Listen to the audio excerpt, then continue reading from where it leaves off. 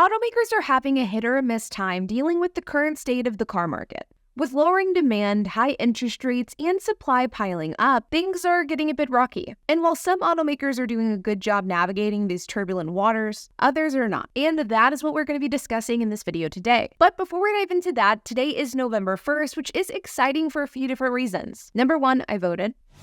Number two, it is November 1st, which means it is basically the official start of the holiday season, which is my favorite time of year. But number three, and most importantly, is that it is the start of the Black Friday sale for my two courses, the Car Sharing Masterclass and the Car Buying Masterclass. You can use the code BLACKFRIDAY275 to get $275 off the Car Sharing Masterclass, and you can use the code BLACKFRIDAY125 to get $125 off the Car Buying Masterclass. Now, the Car Sharing Masterclass is a full A to Z course that teaches you every single thing that you need to know about starting and scaling a car sharing fleet with the exact same business model that I use. From how to find the right cars to buy, how to determine which cars are below market value, how to set up your operations to make it as semi-passive as possible, how to navigate damage claims, maintenance, and repairs, as well as everything in between. The Car Sharing Masterclass also includes Discord access, and we hold a monthly Zoom call as well. The Car Buying Masterclass, on the other hand, is a perfect course for someone who's wanting to learn how to strategically buy cars in order to avoid depreciation. And it walks you through my entire process on how I buy cars in order to accomplish just that. This sale is going to be going on until November 30th, and once it's over, you will not see prices this low until next Black Friday,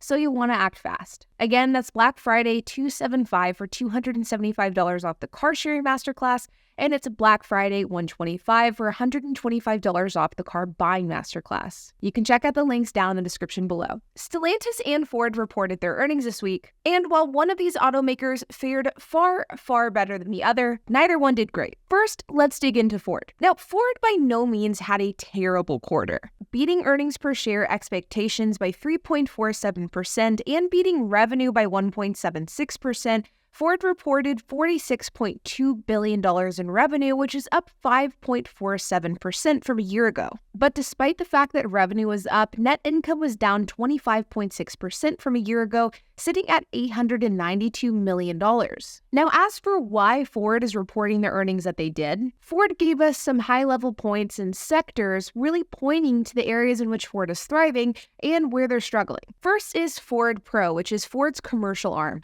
Ford Pro brought in $15.7 billion in revenue, which was an increase of 13% year over year. And hybrid sales are also taking off, with Ford reporting a 30% year over year increase with hybrids. Both of these were two bright spots within the Ford earnings reports. And there are two sectors for Ford that are going really well. But one area that Ford is really struggling with is high costs. The last couple of quarters, really the last couple of years, Ford has been hemorrhaging cash. And this has been a major problem for the company, and this quarter really was no different. Warranty costs, overhead costs, and inflationary costs are all cited in this earnings report as to why Ford has such high revenue but lower income, with EVs specifically being a huge portion of this loss as well, with Ford losing $1.23 billion on EVs this quarter alone, which is an issue that we can attribute to high production costs, but just overall disappointing demand as well. An issue that is really highlighted by news out this week that Ford would stop building F-150 Lightnings from mid-November until the end of the year due to lower than expected demand. A decision made by Ford to not only help match production with overall demand, but to also help the profitability issue that Ford is currently facing with their EVs. Ford no doubt has a major problem here with costs, overhead, and just overall poor investments. Because like I mentioned a moment ago, Ford's money problem isn't something that is just happening this quarter.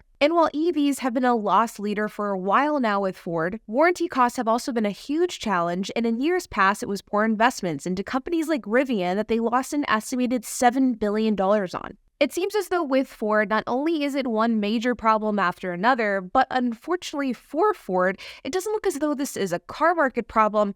It looks as though this is a Ford problem. But the silver lining here for Ford is that even though Ford's earnings were less than impressive, they are still far from the worst automaker out there from an earnings perspective. Because that crown, at least in regards to major automakers, it goes to Stellantis. And so on this point, let's pivot to Stellantis' earnings, which were just reported in the last couple of days, And there is no doubt saying that Stellantis has had the worst year of any other major automaker out there. Stellantis is one of the largest automakers in the world, and to say that they've had a tough 2024 would truthfully be an understatement. They've had a brutal 2024. And the brutality of this year is truly reflected with their most recent earnings report. While revenue was down for Stellantis 27% year over year, net income was down 48.51%.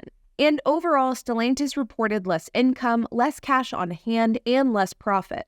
Not good. Not only were financials down, but deliveries and shipments were as well, with global shipments down over 20% year over year. Now, there is truly no mincing words here. Stellantis is an absolute mess. The company has inventory piling up, they aren't delivering cars at the same rate they once were, their reliability sucks, and they're already beginning the process of looking for a new CEO once the contract with current CEO Carlos Tavares ends in 2026. A process that will no doubt take a long time, but even a new CEO doesn't guarantee that the company is going to be turned around with it. But the silver lining here, if you can call it that, is that at least Stellantis does seem to have a plan. In fact, Doug Osterman, CFO of Stellantis, said in a statement, "While Q3 2024 performance is below our potential, I'm pleased with their progress addressing operational issues, and particularly with U.S. inventories, which have been reduced meaningfully and are on track for year-end targets, as well as stabilization of U.S. market share." In the same statement, Stellantis stated that they have a reduction of 129,000 vehicles,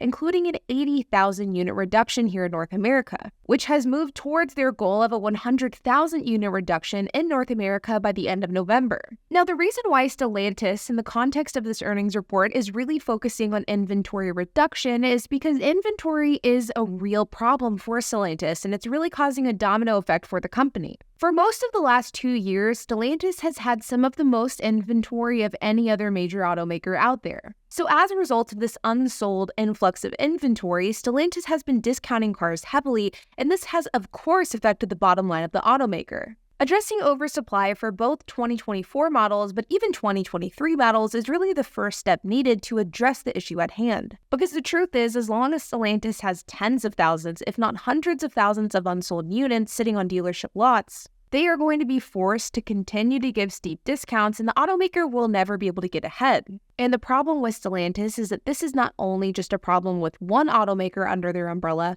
but it is with multiple. In fact, it definitely is a major problem with all of their automakers that are sold here in the United States. Despite the fact that some of these automakers that sell very poorly here in the US are automakers that once sold extremely well, and in some cases are automakers that sell extremely well overseas. So it's definitely a major problem that Stellantis absolutely has to solve. And figuring out their inventory issue and decreasing that inventory is really step one. But of course, even once Stellantis addresses this inventory problem, they still have a large uphill battle that they need to address in order to figure out why demand is falling for the automaker to begin with. The point I am trying to make here is that while it does seem as though Stellantis is taking the right steps, at least on paper, that they need to in order to be heading in the right direction, they still have a long way to go. And truthfully, no matter how you slice it, their Q3 wasn't good. Remember to check out my course, the Car Buying Masterclass and the Car Sharing Masterclass. We're currently running our Black Friday sale until November 30th. I will have a link to that down in the description below, as well as the coupon codes that you can use for that purchase. Like always, you guys, I hope that you enjoyed this video. If you have any questions, comments, if you have anything to add, I would love to hear it, so make sure to leave a comment down below. And while you guys are at it, make sure to hit the like button, hit that subscribe button, and hit the notification bell. And I will see you guys in the next video.